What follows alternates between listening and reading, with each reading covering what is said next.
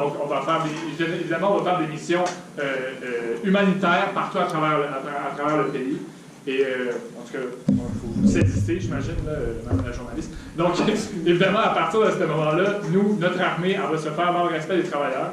Et évidemment, elle va se faire dans le respect des citoyens. Donc, ça va être de protéger et servir. Et évidemment, ça va être dans la création d'un État libre. Donc, l'autodétermination, on l'a déjà acquis. On est à la veille de la création d'un État libre et indépendant.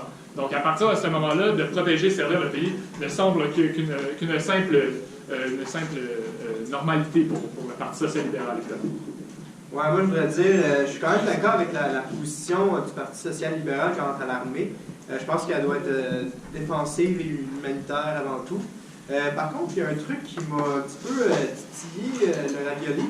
C'est-à-dire que quand j'ai regardé dans la plateforme du Parti prolétarien, oui, le Parti prolétarien, j'ai vu que vous ne vouliez pas qu'on fasse des armes dangereuses pour les forces armées ou je ne sais pas trop, mais là, je ne vois pas comment vous pouvez faire des armes comme...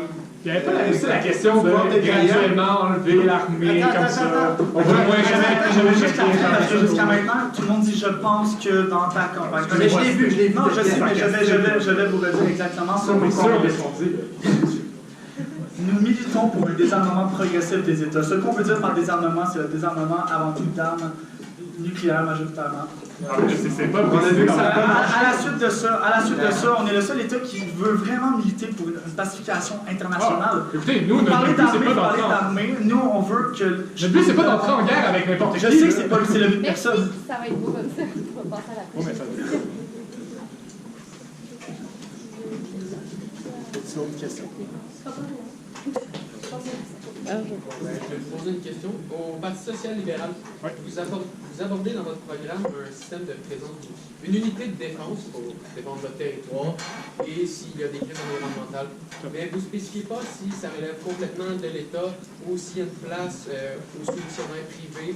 Comment ça peut fonctionner? Ça relève complètement de l'État. On ne voudrait pas qu'il y ait justement des armées qui se fassent de la compétition entre eux ou qui interagissent dans des enjeux qui ne reflètent pas les intérêts du pays.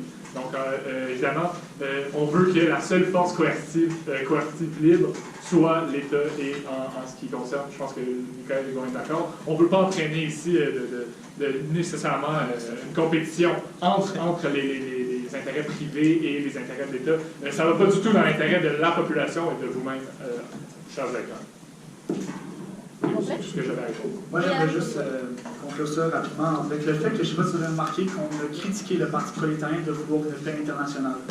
Trouvez le sens. On n'a pas critiqué ça. Non. On vise un désarmement progressif international. On se fait critiquer pour notre volonté de faire en sorte que les États ne s'attaquent plus, que les États ne soient plus armés, que les États soient en paix un avec l'autre. L'idéalisme irréaliste. Oui, c'est ça, exactement. On traite ici Le SDN, au début, après la Seconde Guerre mondiale, voulait aussi un désarmement généralisé de la... Oui, tout à fait. Mais ça marche pas, c'est ça. Moi, ce que je veux vous dire, c'est que où est le mal à vouloir et à militer pour? Nous, on veut ça, on va militer, on va faire tout ce qui est dans le droit être en salle publique, M. Coelho? Oui, absolument. Pour le vrai, en ce moment, ce qui nous importe le plus, c'est justement d'avoir un système où est-ce que la présence d'une armée défensive la présence d'une armée défensive ne signifie pas une interdiction de militer pour un désarmement international. Nous voulons une paix internationale sur le sol. Donc, ça complète ce débat. On s'excuse, on a dû couper dans le temps parce que c'est ça. Fait que, bon, on va passer au prochain débat, mais en fait, on vous demande d'avoir justement, vous avez 30 secondes à la fin de temps pour, comme on avait dit tout à l'heure, donc, vous pouvez aller. Parfait, donc on peut commencer par quelqu'un d'autre.